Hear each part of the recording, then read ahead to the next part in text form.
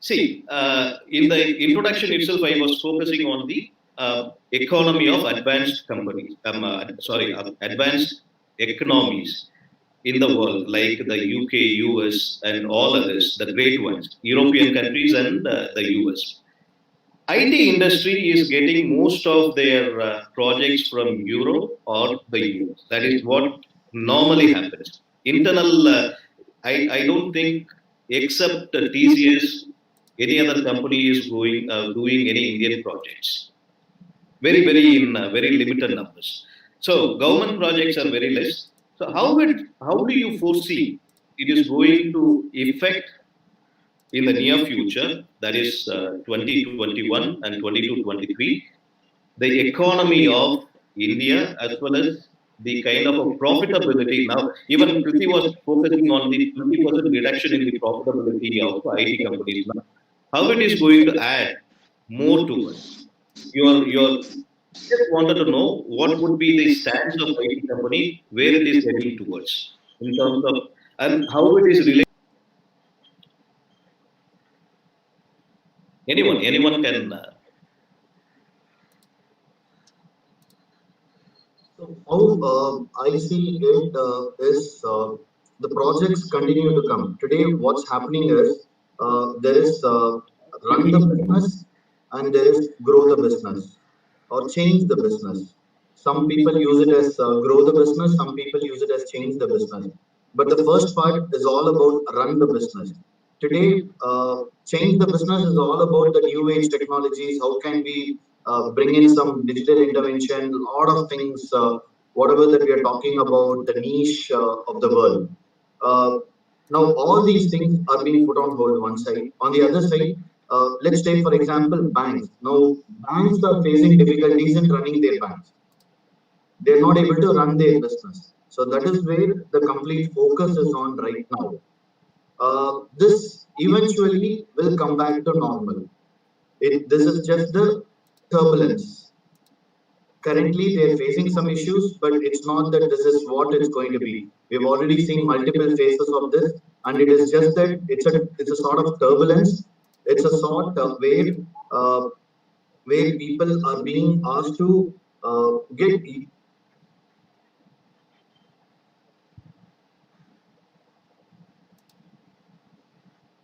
doing it. But by doing this, there is a lot of the new normal that is going to come in play. And this would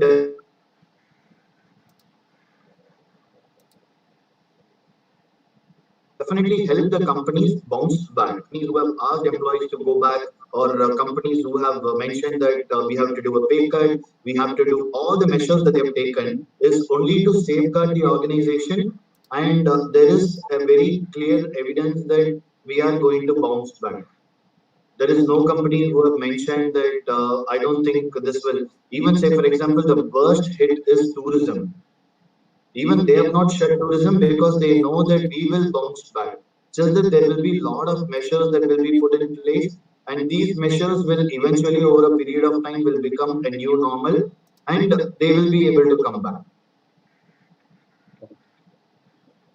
So there are a few questions which have been asked. One is about Uma Shankar is asking about, it is also to you, Kriti, what is the process which is going to happen in Virtusa? And he has also asked, is there any kind of a technical learn from home kind of a stuff before joining Virtusa, in case if he is selected? Okay. Thanks for that question. In fact, thanks for bringing out the company name also. But I would like to keep it very generic because today we are in a situation where everyone's hands are tied in terms of making a commitment. So even I would like to go slow on it. So there is no commitment from our side. But we have a different model altogether where we have a partnership with colleges, select colleges across the country. So we have started the first level of engagement with those colleges in terms of internship. So the internship process is already started where it's virtual. They get to do internship back at their home. We have mentors assigned and they are working on it. And we have also identified while doing a internship selection, it was an exercise where we were able to put through almost the complete college into the process. So we identified that there are some more talent available. I mean, the top talent available in these colleges, and we really wanted to groom them. So we have given them whatever they have mentioned in terms of self-learning. We have already given them, or in the process of going to give some more people, couple of more topics which we feel that they can prepare, and that is what is going to be a evaluation pattern that we are going to follow. So we're going to keep it very, very open, and the evaluation, they also know what they are going to get evaluated, but at the same time, while the question paper is out, it is all about how they have put in their heart and soul. It goes back to what Joshua was explaining very clearly as to you need to know right from the basics and fundamentals. If you don't know, you have created a web page, but if you don't know what goes behind the screen in terms of a web page, then it's gone. That's how we are doing it. That's the process that we have come up with recently. Fine. Another one, Ajit also has asked. We had been focusing on engineering batch. I think he is from MBA. What is a future perspective of MBA, HR, and marketing person in an IT industry? How that kind of recruitment process begins?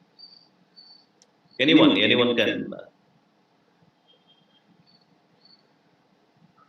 I think, what's the name of the person who asked the question? Ajit Bharadwaj. Hey Ajit, okay, thanks for the question. You are currently doing your MBA in marketing for what certain reasons. I think the opportunities in the market is huge, beyond your imagination, I would say so, because after I entered, because I also come from the same education background, I thought there's only HR to do, or even after doing marketing is the only scenario.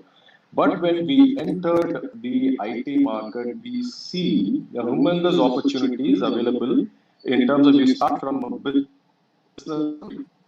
Today, that area has explored more because there are a lot of people who do be and do and join a business analyst role.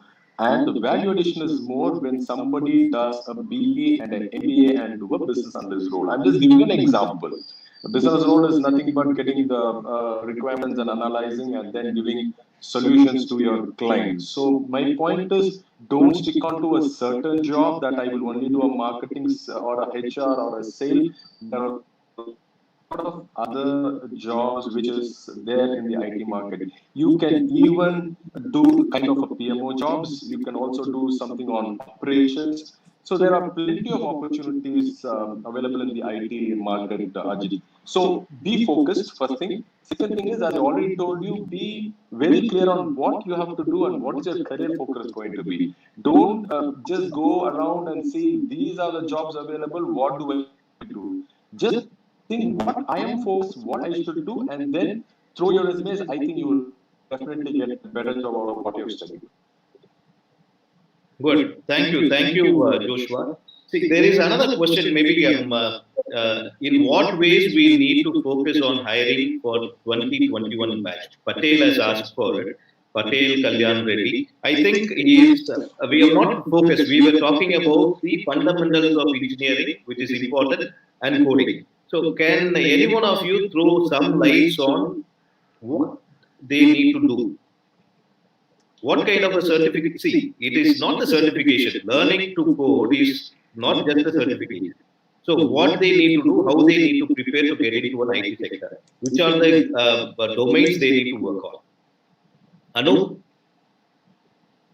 Right. So if we are focusing more on IT, then probably if like Joshua said, fundamentals should be important. It is not the stream that they're doing. If they want to focus on something, simple thing is focus. Start learning coding. There are many platforms that is offering free tutorials, step by step, day by day.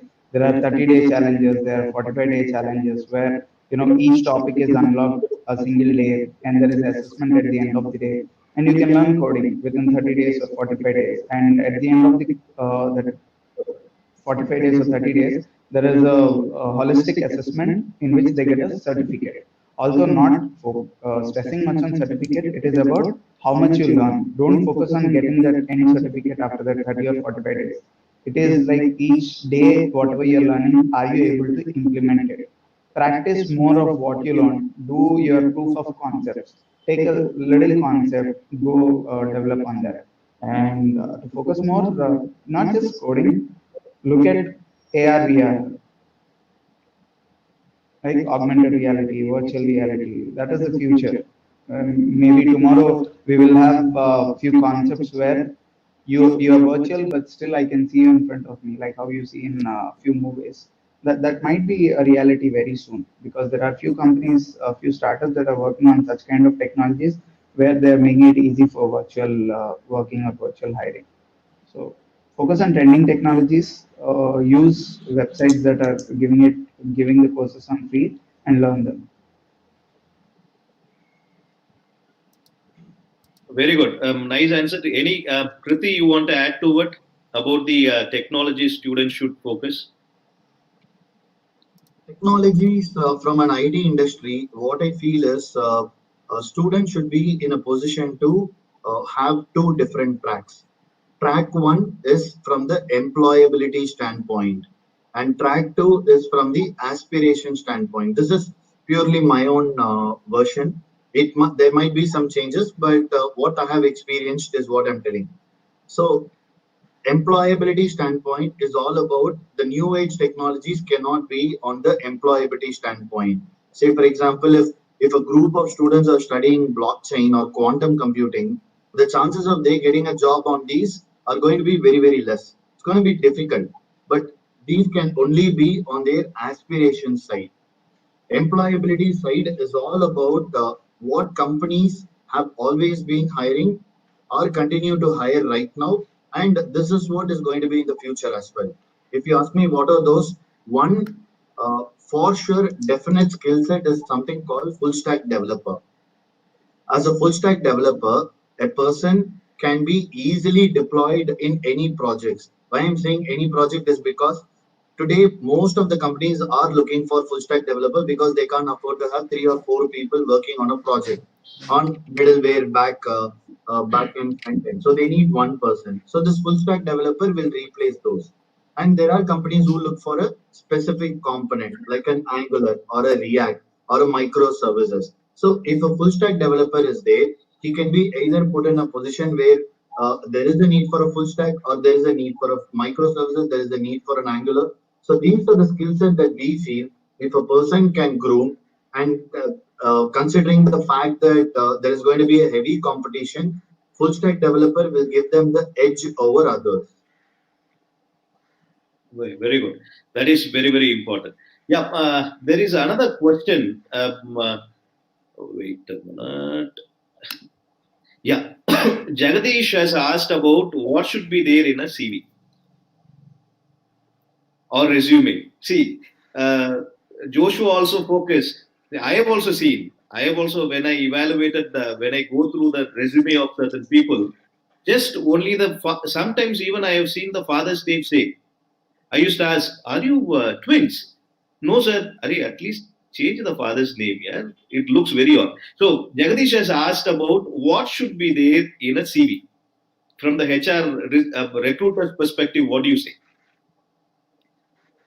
Okay, let me go first.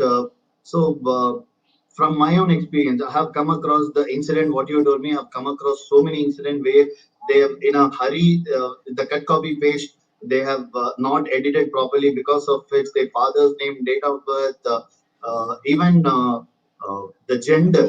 I have seen a boy mentioning gender as female, and then how is it possible? Then he's like, sorry, sir, I forgot to edit. So I have come across many such incidents. I mean, people really don't pay attention to what exactly is required when you're preparing a CV. If you ask me, I would say there is no such thing called your CV has to be X number of pages. Even if you have a half a page CV, it is still fine. You need to know top to bottom, header to footer of what is there in your CV. In my interviews, I start off asking them, can you tell me what your career objective is? They write a beautiful three line career objective, which is copy pasted from google.com or Wikipedia. But if they don't know what your career objective is, I think there itself is gone. They really don't know what they want to do in the future. So they should know what they have mentioned in the CV And if they say that I have done this project, they better have done that project. Gone are the days when they used to say that, sir, we were a team member of 10, so we did all these projects. And if it goes back to a statement where in the past we used to just listen to the theory, and then okay, he has done a project with an assumption that he has done a project, we would consider him. But today, no, since it's going to be virtual, while he's delivering a talk, he's actually connected from his laptop. We're going to ask him, can you do a screen share of the project? Can you show us what you did? Can you explain how you did? If he gets stuck, that's it. So if he knows, yes, this is what, if he is able to claim that I can definitely talk about this, he can go in a CV. And again, do not overcook what is actually there. Try to give it in small pieces, and at the same time, try to give it in a way recruiter would definitely be like, I really want to know about this. This is really interesting. And if you can keep some areas which is relevant to that company, don't go and talk about something which is not relevant to this industry at all. If you come and talk about probably manufacturing something to an IT company has nothing to do with manufacturing. If they don't have a manufacturing domain as such, say for example, Virtusa, we don't deal in manufacturing area. While manufacturing also requires IT, but we are not into that space. If someone comes and talks about manufacturing to a company which does not deal with manufacturing, it's going to be difficult. While we also get a sense of okay, this guy is trying to learn, but there should be some sort of a connection between the both. Good. So Anyone to an else? extension, To add what Kirti, yeah, to go add ahead, what Joshua. Kirti told us, let me take another 1 minute of your time. Jagdish, and to the other participant students here, I always tell wherever I talk is what you know, put in the CV. Okay. And I always say if it is going to be a more information in your CV, it is going to be definitely more problem in your CV because the interviewer is going to drill you on whatever information you have mentioned in that CV, right? And secondly, if you don't have much information, also it is going to be a problem because the interviewer is going to what you know, put in the CV, and be very clear and crisp. Yeah, I'm over. Yeah. Anup, you would like to share something? Yeah. So just to keep it simple, remove any, I mean, instead of what you should be there, what you should have in the CV, remove anything that doesn't belong to you. Not your project, not a personal detail, not anything. Just remove whatever doesn't belong to you. And remove that objective. Instead of objective, put about me section. Because objective you can copy paste from Google. About me you cannot. Even Google doesn't know about you. So it is you who have to draft it. So put that, and your interview will start without asking a question. Tell me about yourself, because interviewer is already reading what is there in your CV, and they start asking questions from there, and a warm discussion starts. So that is how you should build your CV. Thank you. Thank you very much. See, I'll. There are so many other questions also. Maybe I'll just. Most of them are of the same kind of a one. I'm just putting it into one bucket. See, we talk about artificial intelligence. We talk about IoT. We talk about other machine learning. The niche skills which are required for entry level jobs.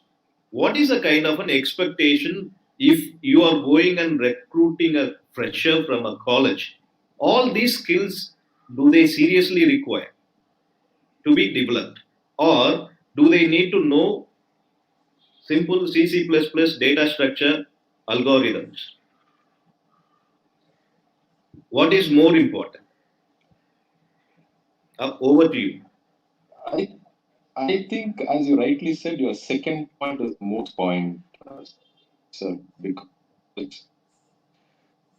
nobody, even today, let me talk about my earlier organization, for cognizant. We were talking about the stack, social analytics and cloud, and for the past one and a half years, we've been talking about what technology as AI, or IoTs, the deep learning or the machine learnings of the world. and all the skills are going to exist? That is the biggest question in front of us. So my point is, second out of one interviews I used to sit and understand what question they ask. They just ask you if you're a BSc or a BCA student or you are a IT student, they ask what is C++, nothing beyond that. I have never experienced an interview panelist asking, what do you know about AI or IoT? Never. Okay, so don't confuse yourself again and again and again. Guys, be very clear what you've done in your 4 years, what you made in your CV. As Kirti was very, very rightly said, be very clear what you have done in your CV. As simple as that. Don't again confuse. See, in the presentation, I told you